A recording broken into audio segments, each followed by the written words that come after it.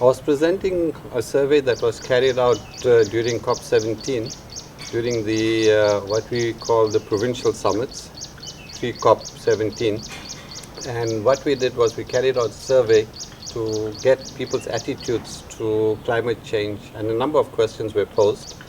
And what came out of that was that as South Africans, we do believe that climate change is a very serious issue. The majority of the respondents said that.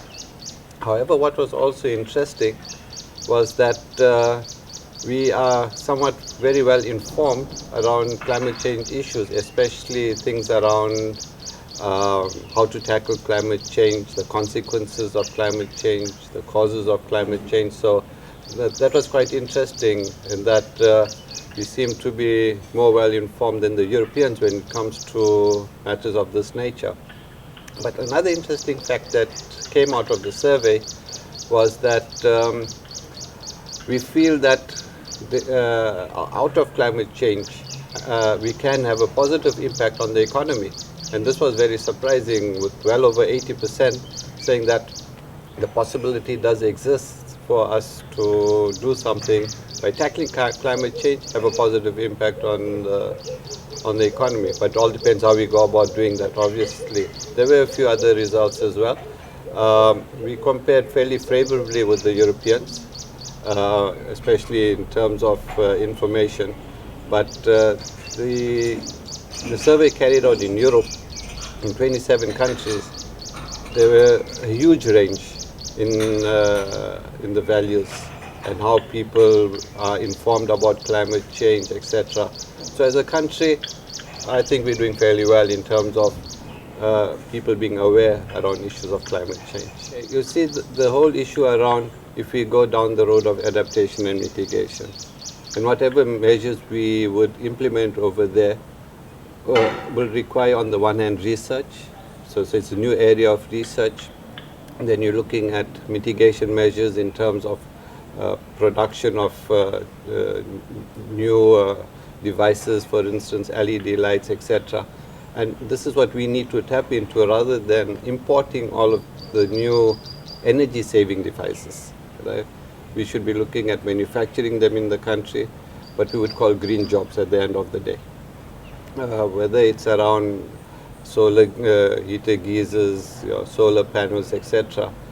These are all opportunities that we should tap into rather than buying these devices from overseas. So yes, there is a positive spin-off in terms of job creation, impact on the economy.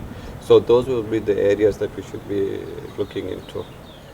Probably it took us some time as a country to understand the concept of climate change as a whole, okay, and to buy into the concept of climate change. As a country, I think we've gone over that hurdle, and I think that was probably the biggest hurdle.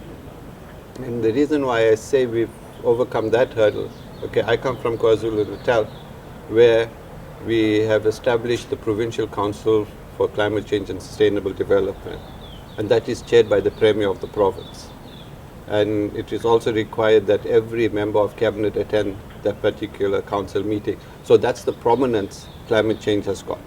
So, and if that's the prominence that is got from cabinet, it obviously filters down in terms of projects that we might want to do in terms of adaptation or mitigation.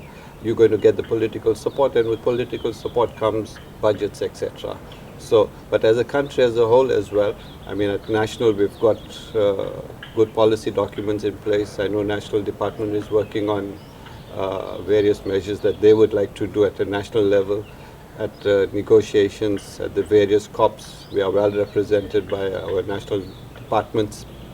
When I say departments, it includes the National Department of Environmental Affairs, Department of International Relations and Cooperation. They play a vital role in terms of the negotiations. And the brief insight that I've had into that is that we have very committed people, we have very knowledgeable people, so we don't need to sell off ourselves as second best, because we do have good people in the country to represent us at these international meetings and organizations. Okay, the survey was once off for now, It was more to give us a snapshot in terms of what we need to do. Okay, now where the survey would be useful will be in terms of who is looking into the survey. For instance, somebody wants to look at issues of empowerment or creating awareness about climate change. So you look at the survey and you'll get an idea. It's not going to give you the blueprint as to what you should do, but at least it will give you an idea of what you should do. Okay. You must remember that the surveys were carried out at the provincial summits. There is some biasness in those results. We have to accept that. So we must take the results for what they are and see how we can use them. I mean, as for instance, the research community might have it, will view the results with a different lens, and how they can use it in terms of their research and what they need to do. Okay, so there isn't a second phase to the research for now, unless we see the need to do something. But for now, this is where we are at. I am optimistic, and that's the truth, because we see people moving forward. The colloquium that we are attending over these 2 days, people aren't sitting and brooding about climate change. They are saying, this is how we're going to adapt. This is what we need to do.